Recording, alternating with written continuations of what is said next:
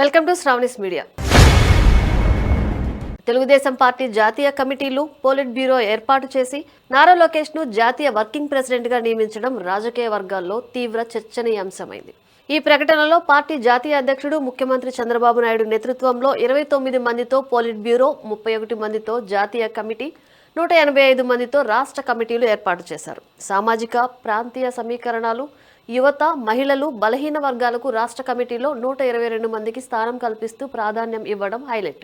కానీ ఇది నిజంగా జాతీయ పార్టీ దిశగా అడుగా లేదా కేవలం సంస్థాగత పునర్వ్యవస్థీకరణ మాత్రమేనా? రాజకీయ విమర్శకులు, పరిశీలకులు దీన్ని ఎలా చూస్తున్నారు? ఎన్నికల సంఘం, ఈసీఐ నిబంధనలు ఏమిటి? టీడీపీకి అవి సరిపోతాయా?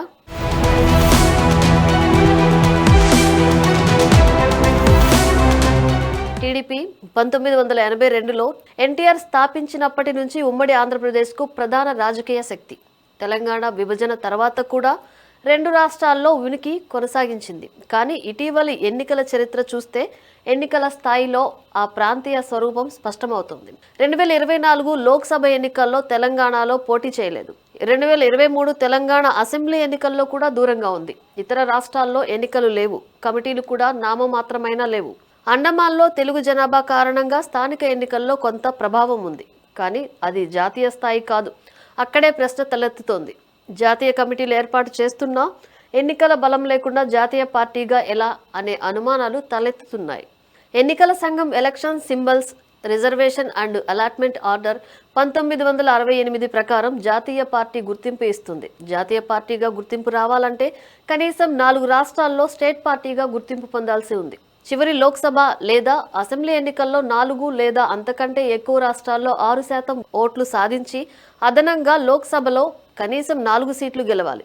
లోక్సభలో మొత్తం సీట్లలో కనీసం 2% గెలిచి అవి కనీసం 3 వేరువేరు రాష్ట్రాల నుంచి రావాలి అనే నిబంధనలు సాధించాలి.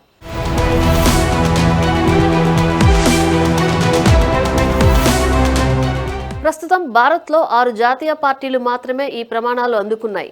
BJP, Congress, CPIM, BSP, AAP, NPP మాత్రమే జాతీయ పార్టీలుగా గుర్తింపు ఉన్నాయి. ఈసీ ప్రకారం టీడీపీ ఆంధ్రప్రదేశ్లో స్టేట్ పార్టీగా గుర్తింపు పొందింది.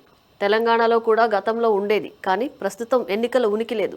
ఇతర రాష్ట్రాల్లో ఓటు శాతం లేదు, సీట్లు లేవు. 2024 ఎన్నికల్లో టీడీపీ ఎన్డీఏ కూటమి భాగంగా ఆంధ్రలో బలం చూపించింది, కానీ అది జాతీయ స్థాయి కాదు. కేవలం ఒక రాష్ట్రం నుంచి మాత్రమే బలం చూపించగలిగింది. రాజకీయ విశ్లేషకులు ఈ ప్రకటనను జనరేషనల్ షిఫ్ట్గా చూస్తున్నారు. నారా లోకేష్ను వర్కింగ్ ప్రెసిడెంట్గా పెట్టడం చంద్రబాబు తన కుమారుడికి భవిష్యత్ నాయకత్వం సిద్ధం చేస్తున్నట్లు సంకేతం. కమిటీల్లో యువత, సామాజిక న్యాయం, మహిళల ప్రాతినిధ్యం, 2029 ఎన్నికలు, సాధ్యమైన డీలిమిటేషన్ను దృష్టిలో ఉంచుకుని చేసిన సంస్థాగత బలోపేతం అని పార్టీ వర్గాలు చెబుతున్నాయి. ఎన్డీఏ కూటమి ద్వారా జాతీయ రాజకీయాల్లో టీడీపీకి ఉన్న ప్రాధాన్యతను బలపరుచుకోవడమే లక్ష్యం. అయితే విమర్శకులు మరో కోణం చూపిస్తున్నారు. జాతీయ కమిటీలు పేపర్ మీద మాత్రమే, తెలంగాణలోనే నామినల్గా ఉండగా ఇతర రాష్ట్రాల్లో 0 ఉనికి ఉంటే జాతీయ పార్టీ ఎలా అని ప్రశ్నిస్తున్నారు. గతంలో కూడా టీడీపీ జాతీయ స్థాయిలో ప్రభావం చూపించింది, కానీ అది కూటమి బలం వల్లనే. సొంతంగా 4 రాష్ట్రాల్లో ఓటు శాతం లేదు, ఎన్నికల బలం లేదు, కాబట్టి ఇది చెల్లదంటున్నారు. నిజమైన జాతీయ విస్తరణకు ఇంకా దూరంగా ఉందని అభిప్రాయం వ్యక్తం చేస్తున్నారు. కొందరు ఇది లోకేష్కు ప్రత్యేక పదవి సృష్టించడం ద్వారా కుటుంబ ఆధిపత్యాన్ని బలపరచడమని విమర్శిస్తున్నారు.